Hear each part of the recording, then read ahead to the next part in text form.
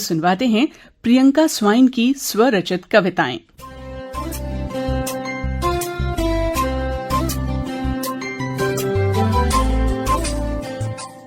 सबसे पहले मैं आकाशवाणी का तहे दिल से आभार व्यक्त करती हूँ क्योंकि मुझे यहाँ पे अपनी कविता को प्रस्तुत करने का मौका मिला। अभी हाल ही में हमने 15 अगस्त को स्वतंत्रता दिवस के उपलक्ष्य में 19वीं ध्वजारोहण किया और जब देश प्रेम की बात होती है तो मन में रानी अहिल्याबाई का स्मरण अपने आप हो जाता है। तो सुनिएगा। मालवा साम्राज्य की महारानी अहिल्याबाई होलकर जी का जन्म 31 मई 1725 ईस्वी में हुआ था। पिता गांव के पाटिल थे और उन दिनों लड़कियों को पढ़ने लिखने की आजादी नहीं थी। फिर भी पिता ने घर पर ही बढ़ाया। उन दिनों मुगल साम्राज्य का बोलबाला था। उसी पर मैंने लिखा है, सुनिएगा। संघर्ष की कश्ती से आगे बढ़ रही हूँ मैं, किरण की आस में गगन को उड़ रही हूँ मैं, विडंबना बताऊं क्या दुनिया वालों को, मुगलों की प्रभुत्व चाल भी तो पढ़ रही हूँ मैं, मुगलों की प्रभुत्व चाल भी पढ़ रही हूँ मैं। अहिल्याबाई बहुत ही उदार प्रवृत्ति की थी। उन्होंने कभी भेदभाव नहीं किया। एक बार अहिल्याबाई के बेटे मालोजी राव के रथ से एक बछड़े की मृत्यु हो जाती है। पास खड़ी गाय बहुत ही उदास मन से अपने बच्चे को देख रही होती है। अहिल्याबाई को यह बात बिल्कुल भी अच्छी नहीं लगती। उन्होंने मालोजी राव शिंदे की पत्नी को दरबार में बुलवाया और पूछा, यदि किसी बच्चे को उसकी मां के सामने मार दिया जाए तो ऐसे व्यक्ति को क्या दंड मिलनी चाहिए? पत्नी ने बिना सोचे कह दिया, प्राणदंड। अहिल्याबाई ने ठीक ऐसा ही ऐलान कर दिया, किंतु कोई भी रथ का सारथी बनने के लिए तैयार नहीं था।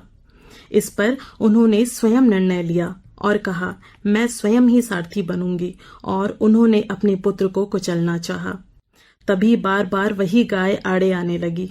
यहाँ सभी के बहुत कहने पर उन्होंने पुत्र को बख्श दिया। और उसी पर मैंने लिखा है, सुनिएगा। भेदभाव नहीं देखा चली कुचलने पुत्र को, भेदभाव नहीं देखा चली कुचलने पुत्र को, भेदभाव नहीं देखा चली कुचलने पुत्र को, न्याय की राह से हटा कंकड़ रही हूँ मैं, न्याय की राह से हटा कंकड़ रही हूँ मैं। उन दिनों सती प्रथा का चलन था। तभी कुमेर युद्ध में पति मारे गए। ठीक 12 साल बाद ससुर जी का भी देहांत हो गया। ससुर जी ने सती होने से मना किया था क्योंकि पति के गुजरने के बाद साम्राज्य भी संभालना था। ठीक 1 साल बाद उन्हें ताज पहनाया गया। वह मालवा साम्राज्य की महारानी बनी और उन्होंने राज किया। उस पर लिखा है, हारी पति ससुर जी जब संभाला बागडोर, हारी पति ससुर जी जब संभाला बागडोर, हारी पति ससुर जी जब संभाला बागडोर, मालवा की सुरक्षा लिए सती से अड़ रही हूँ मैं, मालवा की सुरक्षा लिए सती से अड़ रही हूँ मैं। तभी आसपास के लोगों को व पेशवाओं को यह बात खटकी। एक स्त्री गद्दी पर बैठी, इंदौर की रानी बनी। सभी ने आक्रमण करना चाहा। पेशवा अपनी सेना के साथ इंदौर पहुंच गए। अहिल्याबाई ने बड़ी ही सूझबूझ से काम लिया। उन्होंने अपने सेनापति तुकोजी राव शिंदे के हाथ एक चिट्ठी भेजी।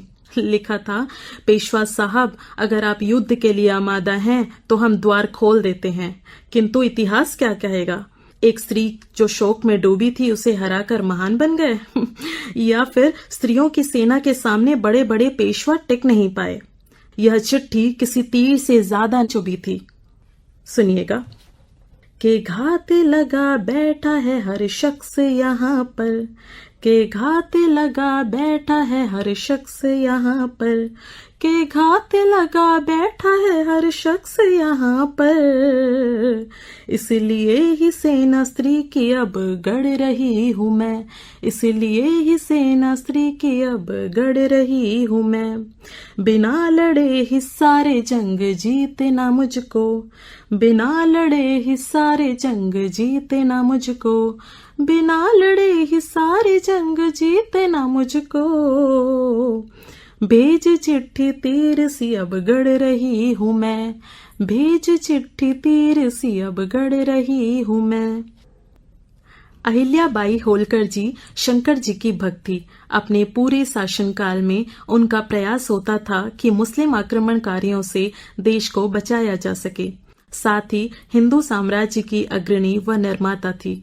उन्होंने कई धर्मशालाओं व मंदिरों का निर्माण किया। साथ ही मुगल शासक औरंगजेब द्वारा ध्वस्त किए गए काशी विश्वनाथ मंदिर का भी उन्होंने पुनर्निर्माण किया। उसी पर मैं कहती हूँ, धीरज धरी डरती नहीं मैं पेशवाओं से, धीरज धरी डरती नहीं मैं पेशवाओं से, धीरज धरी डरती नहीं मैं पेशवाओं से। भोलेनाथ भरोसे हिमालय चढ़ रही हूँ मैं, भोलेनाथ भरोसे हिमालय चढ़ रही हूँ मैं।